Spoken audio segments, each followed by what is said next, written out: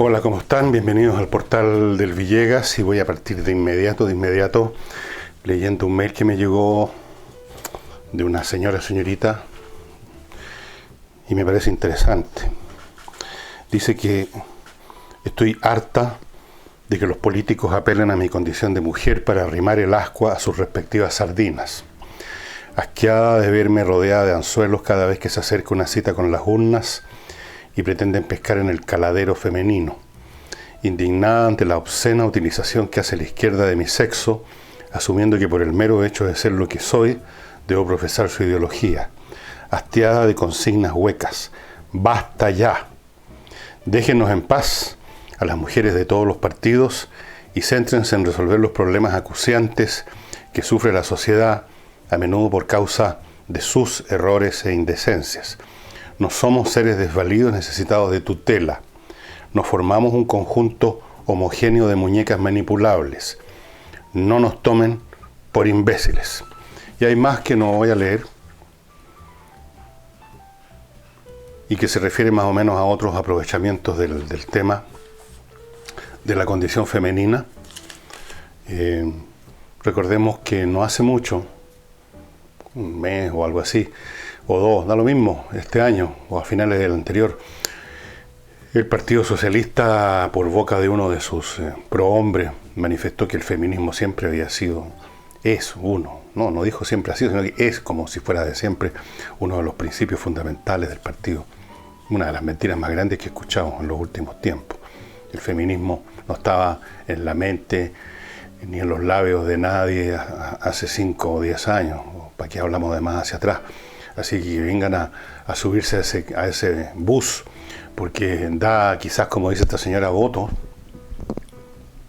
es una patude. Tengo otro mail interesante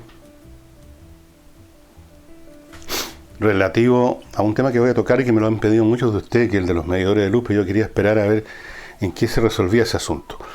Esta persona es ingeniero civil, no voy a dar su nombre, se dedica, dice, a la creación y venta de dispositivos electrónicos de medición y control, o sea, una persona experta en el campo, y dice, vendernos un dispositivo, pero sin traspasar la propiedad de él, suena absurdo, que es lo que pretenden las compañías eléctricas, aparentemente, vendernos, que paguemos un dispositivo que no va a quedar en nuestras manos. Y tiendo a pensar que es ilegal. Pero lo que es francamente sospechoso es que nos cobran casi 90.000 pesos por un dispositivo que tiene como costo aproximadamente 26.500 pesos.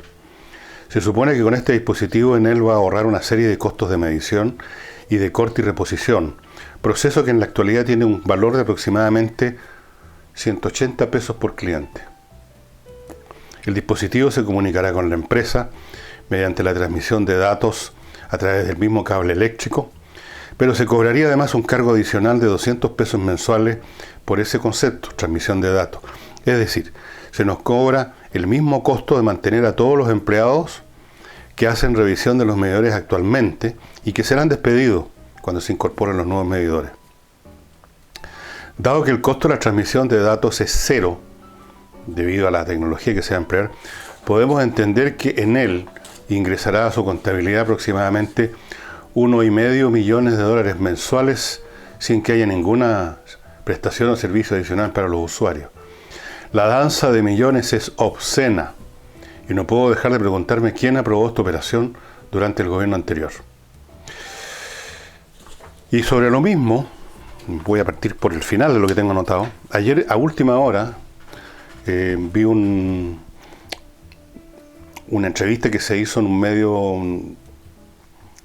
medio a don Raúl Zafirio, que es un diputado de C, me parece, y que dice que efectivamente esto de los medidores fue aprobado por una comisión de energía del año 2017, gobierno de la alta comisionada de los derechos humanos, que el Congreso después de esa fecha transversalmente aprobó disposiciones que son contrarias a a lo que dijo la Comisión de Energía y que pretenden traspasarnos a nosotros el costo de un objeto que no va a ser nuestro.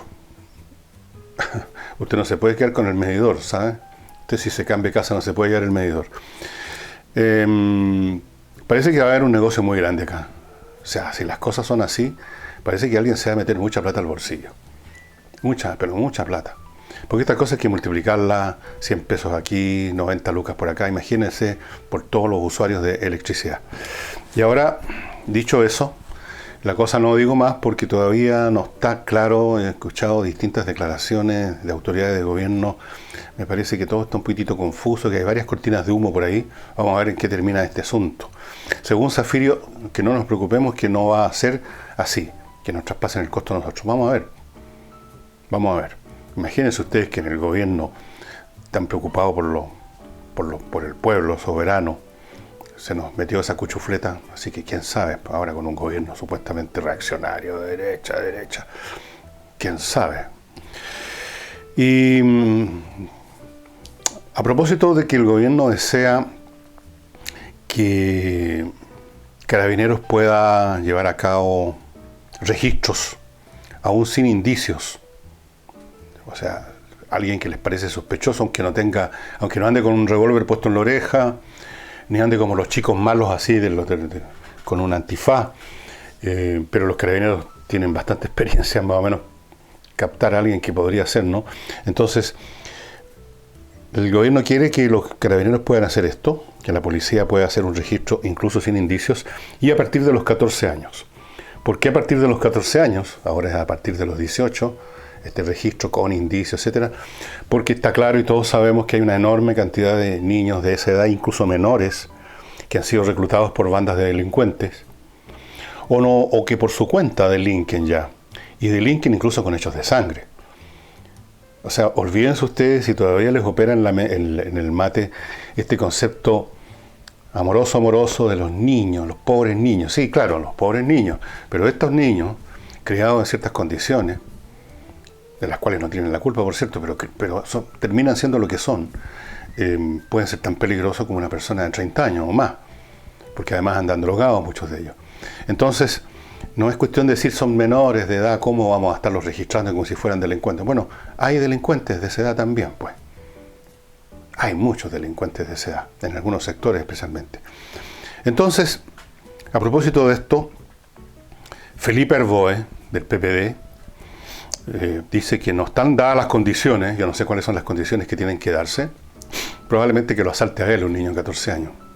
Normalmente eso suele ser una buena lección de cómo están las cosas en ese plano.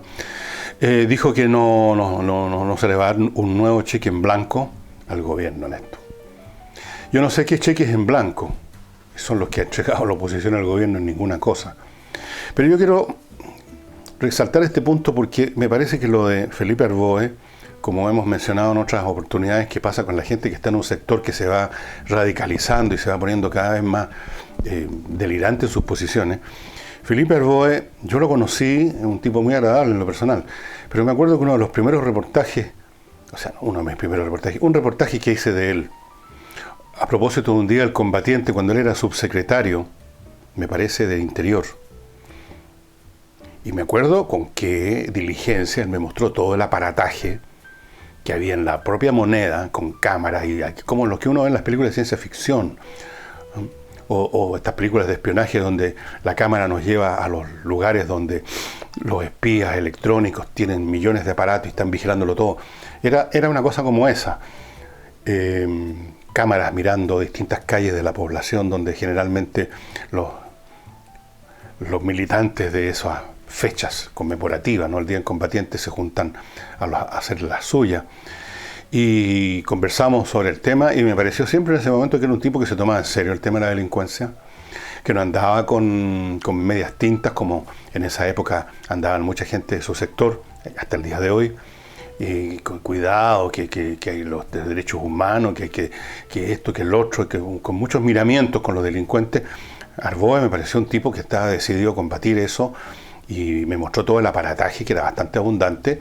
En ningún momento lo escuché hablar de que se estuviera infringiendo alguna norma o que fuera exagerado o que había que considerar otros aspectos del asunto, o que había que hacer, ¿cómo llaman?, buscar soluciones de fondo. No, había que simplemente detectar y detener y sancionar a los tipos que cometen delitos. Punto. Y ahora lo vemos diciendo que no hay que entregarle un cheque en blanco, en consecuencia que él sabe perfectamente bien la cantidad de niños de 14 años, de 13 años, de menos todavía, de 10, 11 años, que están metidos en el crimen. Pero lo hemos visto con otras personas que uno conoció en un momento dado en una postura razonable, en una postura de sentido común. Yo les he nombrado a varias personas acá, que me ha tocado trabajar con ellos largos años, y que en la medida en que se van refugiando y refugiando más y más en cierto sector, y se van convirtiendo esos sectores de ser un sector precisamente, se van convirtiendo en un conventículo, en una secta. Entonces se van poniendo más radicales, como que se van unos con otros estimulando. Es como en la noche cuando empieza a ladrar un perro y entonces se estimulan y empiezan a ladrar todos los perros del barrio. Y aquí se estimulan unos a otros y se van poniendo más radicales y más radicales. A mí no me gana nadie radical, a mí no me gana nadie a izquierdista, progresista. Y se van poniendo definitivamente, como parece haberse puesto Felipe Arboe, hablando de que no están dadas las condiciones, y el cheque en blanco. Por supuesto, ignorando completamente que el tema de la delincuencia sigue siendo entre el 1, el 2 o el tercer tema más importante para los ciudadanos, porque la delincuencia ya ha llegado a un nivel, me han llegado mails sobre eso, en que noche por medio, todas las noches, los delincuentes celebran la llegada de droga, cualquier otra cosa a balazo, y corren los balazos en las poblaciones. Ha habido gente que ha muerto, ustedes saben, de vez en cuando aparece el caso de un niñito que una bala perdida lo mató. Y celebran y no pasa nada. Uno esperaría redada, uno esperaría que esa gente la agarraran con una escoba y lo llevaran a donde corresponde. Nada. Pero Felipe Arboe no va a dar cheques en blanco. Cheques en blanco los llama él, a darle instrumentos a este gobierno, a cualquier gobierno, para que combata la delincuencia. Son cheques en blanco, ya saben ya. Apréndanselo bien eso. Respecto a Venezuela, bueno, hemos hablado muchas veces de Venezuela. Hemos dado cifras respecto a la gente que se ha ido, a la inflación del 10 millones% en que están metidos y situaciones como esa. Pero ahora lo que se está viendo en estos últimos días ya es simplemente indescriptible. Esto ya no es simplemente un país arruinado. Esto es el derrumbe, el desplome completo de una sociedad. No es que una institución de esa sociedad esté funcionando mal, no es que hay un desabastecimiento en los supermercados, no. Es un desplome completo que incluye los servicios más básicos, como la energía eléctrica. De lo cual, naturalmente, el gobierno Maduro está culpando al imperialismo, a un ciberataque. Ayer me tocó ver un reportaje hecho dentro de Venezuela, porque ya la gente se atreve a hablar dentro de Venezuela. No son simplemente gente que está despotricando contra Maduro desde otro país. Dentro de Venezuela. Tengo los datos. Trabajadores de la empresa eléctrica de Venezuela, con nombre y apellido. Apareció una dirigente de los trabajadores que se llama Damaris Cervantes.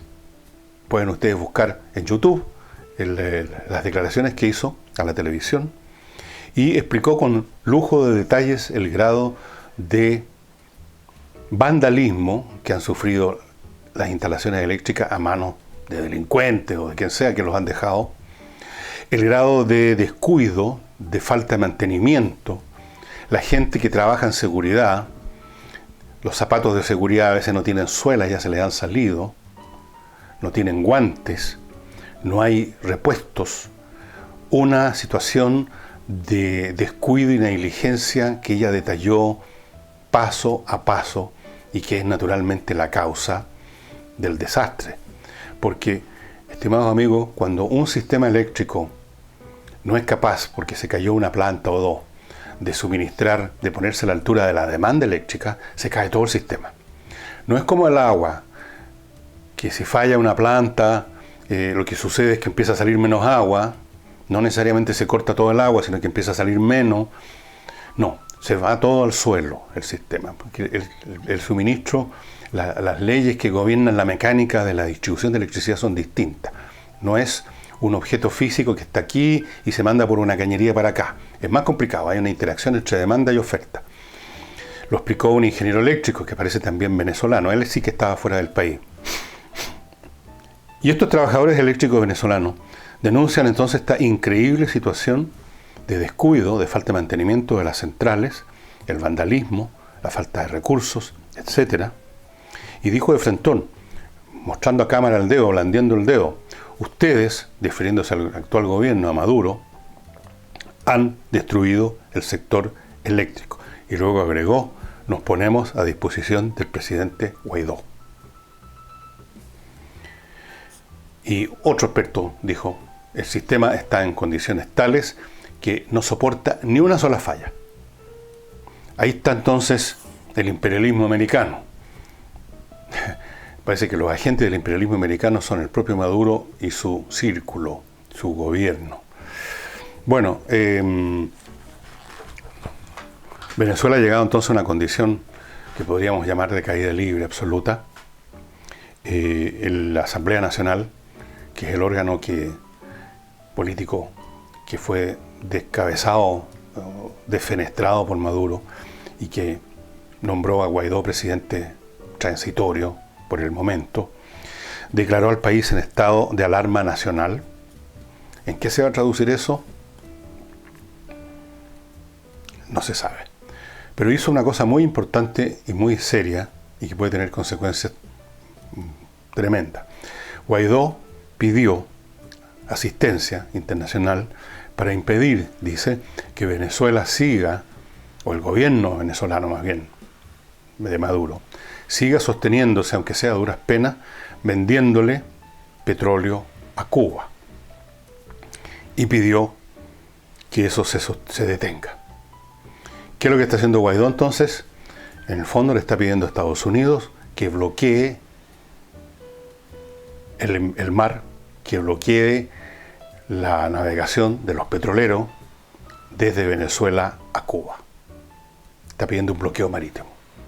Así como se hizo el año 62 con Cuba, para que no llegaran más misiles desde Rusia, él está pidiendo que haya un bloqueo para que no lleguen más petroleros a Cuba. ¿Lo irá a hacer el gobierno norteamericano? ¿Qué pasa si uno de esos petroleros va acompañado de 1 o 2 barcos de guerra venezolanos, con la idea de proteger el envío? ¿Qué situaciones se pueden dar? Es bien complicado. Pero antes de seguir analizando esto, les quiero recordar unas cuantas cosas. Les voy a recordar primero que todos nosotros en algún momento podemos tener un pleito con el prójimo por cuestiones civiles, no criminales. Por ejemplo, temas de deudas bancarias, incumplimiento de contratos, redacción y revisión de contratos, que es un asunto importante, juicios sobre herencias. ¿Cuántos juicios hay sobre eso? Montones. La gente, cuando alguien se muere y tiene algo que dejar, se agarran a cuchillada por cualquier cosa. Temas de derechos de familia, ahí están los divorcios, que también son complicados. Las compensaciones económicas que piden, los cuidados del niño, la relación con las visitas con el niño cuando se separan, generalmente el hombre se queda sin los niños y tiene que pedir un número de visitas, todas esas cosas, pensiones alimenticias, toda clase de juicios de familia y todos estos otros elementos que tienen con disputas y pleitos entre civiles. Cuando llega a ocurrir esas cosas y tarde o temprano nos ocurra a todos algunos de estos temas, y a veces varios, no sabemos qué hacer, a quién recurrir. Bueno, yo les voy a dar un consejo. Recurran a Salinas y Ojeda. Salinas y Ojeda es una oficina de abogados que se especializa en este tipo de temas, juicios civiles, esta clase de pleitos, y tienen una tremenda tasa de éxitos. Salinas y Ojeda se dedican a esto, son expertos en esto y lo hacen bien. No empiece simplemente a pedir consejos a alguien que le recomiende un abogado porque es amigo o porque eran compañeros en el colegio. Meterse con un abogado que no va a entregar la mercancía es meterse en un pantano. El tema no sale nunca, las cosas se postergan por meses, por años, y vamos pidiéndole más plata al cliente.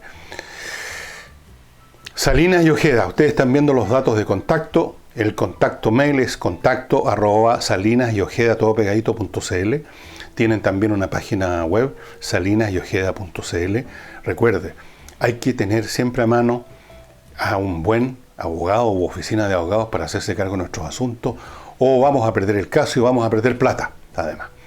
Salinas y Ojeda son la solución. Better call Salinas y Ojeda. Y a propósito de empresas que entregan un servicio fundamental, no olvidemos Controller. Esta empresa formada por varios contadores auditores que trabajaron durante más o menos 20 años en grandes empresas nacionales e internacionales y que decidieron fundar su propia empresa, que es Controller, para resolver temas de administración, gestión administrativa, pago de impuestos, contabilidad, auditoría, a un variado rango de clientes que van desde el emprendedor que está recién empezando hasta la gran empresa. Cada uno de estos posibles clientes, por ejemplo, tiene un plan para ellos. Y no olvidemos una cosa muy importante. Controller utiliza un software único de ellos, de nivel internacional, probado internacionalmente, adaptado a la realidad nacional para entregarle a usted una mejor gestión administrativa. Esto significa, estimado amigo, evitarse problemas, ahorrar dinero, estar funcionando tiquitaca y que usted esté preocupado como empresario de lo que realmente tiene que preocuparle, que es la entrega de su producto o servicio. Déjele el tema administrativo y de gestión a Controller. Ustedes están viendo a mi izquierda los datos para entrar en contacto, pero yo les doy uno: Controller, acuérdense que es con 2 L's, Controller, spa.cl. No se complique más con los impuestos, ya viene el pago de impuestos, cualquiera que sea su caso, una empresa grande o un emprendedor que recién empieza, tienen un plan especial. Por ejemplo, les nombro uno solo: el emprendedor que recién empieza puede tener un plan para resolver esos temas desde solo 3 UF mensuales. Y en el próximo bloque continúo con los auspiciadores que me quedan. Les decía que en Venezuela está ya una situación que es completamente insoportable. Ustedes comprenderán que la caída del sistema eléctrico significa también que mucha gente se queda sin agua. O sea, todo el mundo se queda sin agua. Pero el agua no viene de una cascada, viene por cañería y todo esto es bombeado, y las bombas tienen motores eléctricos. Es una situación insufrible. No hay agua para bañarse, para tirar la cadena al excusado, para cocinar. No hay electricidad, por lo tanto no hay tampoco teléfonos celulares, no hay nada, no hay internet, cero. Es como haber vuelto de un golpe, no voy a decir al siglo XIX, al siglo XVI. A esa situación ha sido arrojado ese país luego de un larguísimo proceso de demolición, que es el tipo de actividades de la cual son especialistas estos movimientos políticos. La demolición de un país. Primero, estancamiento, nosotros llegamos hasta esa fase. Después, reducción de la economía, se va achicando, luego paralización y luego simplemente se desmorona todo. Se desmorona todo. Se vuelve al estado de la selva, digamos, al estado salvaje, al estado de naturaleza. A eso está volviendo Venezuela. Por lo cual yo me imagino que las presiones que están sintiendo dentro de sus mentes, que están sintiendo de parte de sus compañeros, de algunos sectores siquiera de las Fuerzas Armadas, deben ser muy grandes. Porque se les está cayendo el mundo a su alrededor. Se les está derrumbando todo. Y por muy comprados que estén, por muy atemorizados que estén, llega un momento que uno se hacen de valor para enfrentar la situación y otros deciden romper sus lazos de lealtad comprados, porque finalmente es un tema de supervivencia también, un tema de supervivencia. Y entonces el llamado de Guaidó de que se va a amnistiar a quienes colaboren en terminar con el régimen de Maduro, que a mí no me parece muy creíble. Yo creo que estas personas no se van a librar fácilmente de nada, pero va a empezar a parecerles creíble, van a querer creer, porque simplemente todo a su alrededor se está cayendo a pedazos y no tienen muchas otras opciones. Así que yo creo que se está acercando el momento, ya no es cuestión de meses, yo creo que es cuestión de semanas, quizás menos, en que el régimen de Maduro se va a desplomar.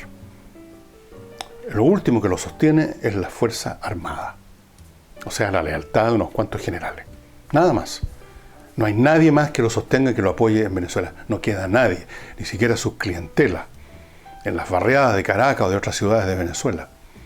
Quizás también podemos sumar entre los que los apoyan el grupito que siempre existe en todas partes, de fanáticos, civiles, qué sé yo, que conforman esos grupos así medio militarizados, que les han entregado un trabuco para que defiendan la revolución. Pero el 99% de la población venezolana yo creo que no haya las horas de deshacerse de Maduro. Y se ha llegado a un extremo, estimado amigo, si ustedes ven los muchísimos reportajes que se están haciendo con una serie de canales, entre paréntesis, que nacieron como callampas después de la lluvia, y que dicen aquí vamos a hacer el mejor comentario internacional, pero lo único que hablan es de Venezuela. No me cabe duda que ahí está interviniendo, digamos, el dinero norteamericano, ¿sí? Aquí no cabe duda que Estados Unidos también está empujando. Y con toda razón, pues. Con toda razón. ¿Sí? Estamos empujando nosotros también. Esa cosa tiene que caer de una vez por todas. Estamos hablando de un país de 40 millones de habitantes que está en una situación, 40 o 60, no me acuerdo, creo que es 40, que está viviendo una cosa intolerable.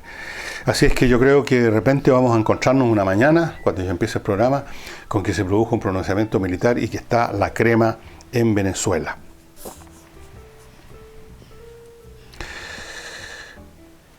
A propósito ahora de política nacional,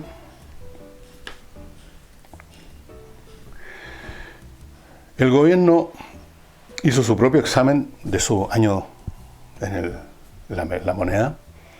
Como ustedes saben, nos comentamos ayer en la oposición, hablando de lo bueno y lo malo, más bien habló de lo malo nomás, y hablaron del problema de que la economía no ha crecido lo suficiente. Bueno, pero ya eso lo examinamos ayer. El gobierno, por boca de su vocero, dijo que ellos encontraban un balance, que habían hecho un balance muy positivo. Y al mismo tiempo dijeron que no somos autocomplacientes. ¿Cómo es eso?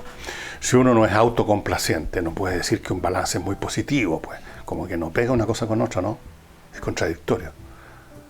Si un balance es muy positivo, uno está complacido, con buenas razones. Uno está satisfecho. Si uno no está autocomplacido, no está complacido, es porque no ha sido tan positivo. Así lo veo yo, me parece una contradicción. No me vengan a decir, no, sí, es que ha sido muy positivo, pero como somos tan exigentes, no, aún así no estamos complacidos, queremos la perfección total. No, yo no creo en ese cuento. No puede un gobierno hablar de un balance positivo, mencionando algunas cifras que son reales, que en vez del país estar parado con un 1% de crecimiento, está creciendo al 3,5, 4, qué sé yo, por ahí andan las cifras. Y mientras tanto tenemos una parte entera del país que está entregada a manos de una organización que quiere generar un país propio, un Estado propio, y que comete actos de violencia todos los días. ¿Cómo se puede hacer un balance positivo con eso? ¿Qué dice la gente que vive en la Araucanía acerca del balance positivo del gobierno? Lo más importante, la primera labor de un Estado es mantener su integridad, pues. ¿O no? O sea, su integridad territorial es lo primero. En eso consiste un Estado, ¿no es cierto? Es la organización cívico-militar de una población que ocupa cierto territorio. Por lo tanto, lo primero que hay que mantener es el territorio. Para eso existen las Fuerzas Armadas, por ejemplo. Para eso existe qué sé yo, todos los organismos del Estado suponen que en primer lugar somos dueños, propietarios de un territorio. Y tenemos una organización que está pidiendo, demandando, exigiendo, luchando por tener un Estado autónomo, y que para esos efectos ha quemado, ¿cuántos serán ya? 300, 400, 500 camiones. ¿Cuántos bosques quemaron esta temporada? Dejémonos de cuenteo de que esto fue por un milagro de la naturaleza, un accidente. ¿Cuántas personas han muerto? Aparte de los Luxinger, acuérdense que han muerto otras personas también. ¿Cuántas personas han sido atacadas? ¿Cuántas personas han sido amenazadas? ¿Cuántas personas todos los días abandonan sus predios porque los amenazan la noche anterior? ¿Cómo se puede hablar de un balance positivo con esa situación encima? Es un balance negativo, estimados amigos.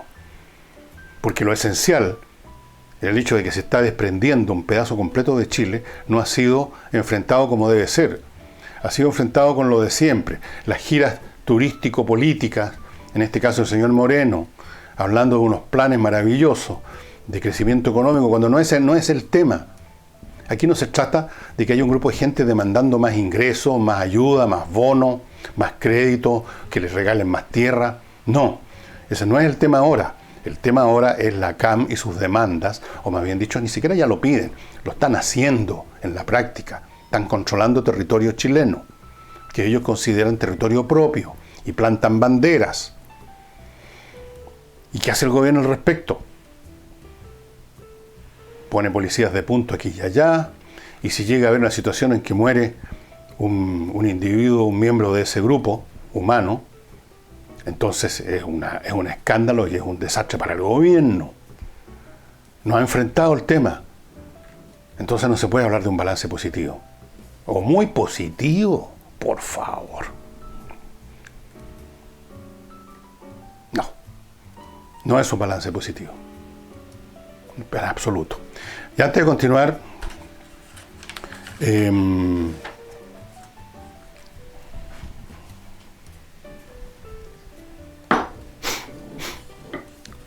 ustedes ya saben, vino personalizado. ¿Qué les puedo decir que no les haya dicho antes? Nada, se los he dicho todo, se los voy a recordar. Vino de excelente calidad, certificado por Fernando Villegas. Excelente calidad, con botellas que usted puede personalizar diseñando las etiquetas como quiera. Esto es ideal para hacer regalos corporativos. O sea, en vez del típico bolígrafo que nunca puede escribir, en vez de la unidad USB, que ya tenemos, ¿no? Todos tenemos millones de unidades USB en cajones en todas partes, en vez del cuadernito, la libretita, una linda botella con el nombre de cada uno de los regaloneados. ¿Qué mejor regalo? ¿Qué mejor regalo para uno mismo, estimado amigo? Un vino rico. ¿Qué mejor regalo para un amigo en un cumpleaños, en un santo? Que llevarle una botella donde dice San Matías, 60 estrellas, y con todo un tema de afuera, el texto de atrás, esta parte que traen todas las botellas de vino con un texto largo sobre lo fantástico que es el vino y que fue producido no sé cómo, y que andaron una abejita que le dieron un tono, una nota de no sé qué cosa. Todo eso usted lo puede también redactar y hacer una chacota con eso. Usted lo personaliza. Usted encarga su vino, aquí a mi izquierda están los datos, a vino personalizado, manda un adjunto en un mail el diseño que quiera, el texto que quiera, y bueno, y finalmente prepara su vino o encarga para usted. Quiere tener en su bodeguita sus botellas de vino con su marca, perfecto. Todo eso y además siempre con la tranquilidad que el vino mismo es excelente. Y les digo más. Esta es una de las muchísimas viñas pequeñas, medianas que hay en Chile. Y fue la que escogió un canal del cable norteamericano para hacer un reportaje sobre las viñas en Chile que sale a mediados de este año. Usaron esta viña, por algo será. Así es que ya sabe, vino personalizado. Y finalmente, amigos míos, si usted quiere comprar las joyas más especiales y únicas de Chile, por su diseño, aparte naturalmente de estar hechas en metales preciosos, tiene que entrar a bowmex.com. En bowmex.com usted va a encontrar no solo las joyas más especiales, únicas y exclusivas, solo ahí, sino que se va a encontrar con que hay un descuento durante este mes del 30%.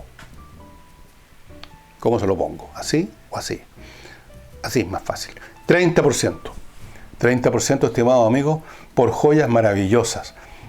Argollas, anillo, pulsera, la línea Bohème con diseños del sur de España, con motivos orientales, moriscos.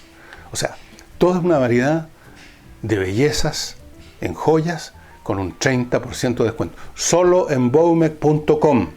No va a encontrar esto en ninguna otra parte. En ninguna otra parte. bowmex.com. Y si no cree lo lindas que son, entre a bowmex.com y vaya viendo. Y se va a convencer de lo que le estoy diciendo. Y les decía entonces que lo del gobierno hablando del balance muy positivo, me parece como mínimo una exageración desopilante. No. Cualquier gobierno que quiera tener una contabilidad decente tiene que empezar por resolver el tema de la Araucanía. Y yo ya hablé de esto y creo que cualquier persona con 2 dedos de frente sabe que hay solo 2 opciones en este momento. 2. Lo que se está haciendo ahora es no elegir ninguna y por lo tanto mantener esa herida supurante que además ha ido creciendo, porque por su afán de que finalmente salir con la suya, la CAP ha ido intensificando sus ataques. Este verano ha incendiado el país literalmente. Los atentados continúan. Me llegan mail de toda la gente que está siendo amenazada. Y estas cosas ustedes no las van a encontrar en la prensa, porque la prensa está jugando, como socio del gobierno, un papel muy poco presentable, de minimizar y a veces simplemente ningunear completamente estos temas. Así que usted no sabe si a la familia X, Y o Z en este momento los están echando con amenazas que no les van a quemar todo, incluyendo los animales. No existe porque no aparece en la prensa. Está pasando todos los días. Un gobierno que no resuelva eso no puede darse el lujo de hablar de que ha tenido un saldo muy positivo. Y una curiosidad a propósito. Ustedes saben que yo soy una persona que está convencido, no es que sea un creyente. Estoy convencido sobre la base de la evidencia que ya existe, que es abundantísima, que el tema UFO es real, total y completamente real. Cualquier persona que se dé el trabajo, en vez de sacar una sonrisita que supuestamente es de superioridad, examine el tema en los lugares donde estos temas se examinan, se va a dar cuenta de eso. Y no por casualidad, una revista como National Geographic, en el ejemplar de este mes, marzo del año 2019, en la portada,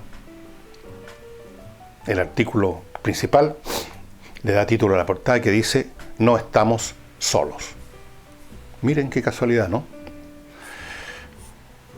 Yo he estado siguiendo el tema, es un tema muy interesante, más interesante ya mismo que la existencia real de artefactos que notoriamente son extraterrestres. Casi más interesante o más asombroso que eso es la manera como no lo tomamos en cuenta. Lo que sería el hecho más importante de la historia de la humanidad no hace ningún efecto en la vida cotidiana. Es asombrosa la habilidad que tenemos los seres humanos para enterrar la cabeza en la arena en medio de cualquier situación. Yo recuerdo una anécdota que leí, y creo haberles contado en algún momento, una anécdota que relata un reportero de guerra que se llamaba Alan Moorhead. El libro se llama Eclipse y trata de las últimas etapas de la guerra contra Alemania en la Segunda Guerra Mundial, por eso se llama Eclipse, ya es el eclipse del Tercer Reich. Y en un momento dado relata de una batalla que se está produciendo en Holanda, o sea, ya se están acercando las tropas aliadas a Alemania. Y hay una batalla, creo que era en la ciudad de Eindhoven, en Holanda. Y cuenta Alan Moorhead que en medio de la batalla, con granadas de mortero volando del lado americano hacia el alemán y explotando, granadas de artillería volando del lado alemán hacia acá y explotando, el fuego de ametralladora. En medio de todo eso vio un espectáculo surrealista. En una casa, casi en medio de esto, en lo que se llama tierra de nadie, en términos militares, había un tipo regando el jardín. Él decidió no saber de la guerra, negar la guerra, anular, ningunear la guerra. Así que salió a regar. Y he leído otras anécdotas sobre situaciones que se producían en la guerra del Líbano en 1986, creo que fue. Unas batallas salvajes en las ciudades. Y el historiador que leí sobre esa guerra decía que en una esquina estaban volando las balas, Se estaban enfrentando militantes cristianos contra arábicos o con tropas del ejército israelí. Había un baleo. Y en la esquina, a la otra esquina, habían unos tipos sentados en un café, esas con mesitas al aire libre tomando un café. A ese nivel llegamos los seres humanos en nuestro afán de negar y al mismo tiempo en nuestra capacidad para acostumbrarnos a una situación por extraordinaria que sea. De forma que, a pesar de todas las evidencias que existen sobre este tema, el tema UFO, y que ustedes, yo los invito a que echen una miradita a los artículos de National Geographic, que indirectamente tratan el tema de la vida extraterrestre, y se van a sorprender, porque yo sé que el 99% de ustedes que me están viendo no se han metido en este tema. Incluso algunos dicen que creen, aunque este no es un tema de creencia, pero no lo han investigado. Investíguenlo, porque es impresionante la cantidad de material cinematográfico, fotográfico, testimonial que existe. Ayer mismo vi no sé si un documental, una secuencia cinematográfica que se tomó en Rusia en los años 70, y ese tipo de cosas que quedan, digamos, a resguardo en las policías y todo eso, pero que se van finalmente filtrando porque hay otra situación política, etcétera. Y bueno, no les digo más. National Geographic, entonces, no estamos solos. Muchas gracias, entre paréntesis, a todas las personas que me mandan recetas para combatir mi rinitis, que es una enfermedad muy desagradable porque uno está todo el día así. Si no está reniflando, se está sonando, está con la cara congestionada, yo no sé cómo puedo trabajar toda mi vida. Pero uno se acostumbra, bueno, ahí está el caso del acostumbramiento, ¿no? Uno se acostumbra a todo. Yo me acostumbré, pero es muy desagradable. Me acostumbré a media, en realidad nunca me he acostumbrado del todo. Y, por supuesto, muchas gracias a las personas que se han estado incorporando a Patreon para apoyar este sitio, y a las personas también que me están apoyando directamente por otros medios. Todas esas personas, les agradezco de todo corazón, hacen posible la subsistencia de este, llamémoslo, emprendimiento. Y me parece, no tomé la hora hoy día, pero me parece que estoy más o menos los 30, 35 o más minutos, así es que voy a poner término. Pongan atención al tema de Venezuela, porque en cualquier momento yo creo que va a haber alguna novedad, porque la situación es simplemente intolerable. Llegaron al fondo, ya no hay agua, no hay electricidad, no hay nada. Ayer vi unas imágenes terribles de una señora con un niñito muerto en brazos. No pudo atenderlo en el hospital. Ni siquiera ahora pudo enterrarlo, porque no funciona nada. Y las morgues, sin electricidad, no pueden mantener los cuerpos se descomponen. O sea, es una cosa ya, pero francamente apocalíptica. Y sería todo por hoy día. No les toqué el tema del Brexit.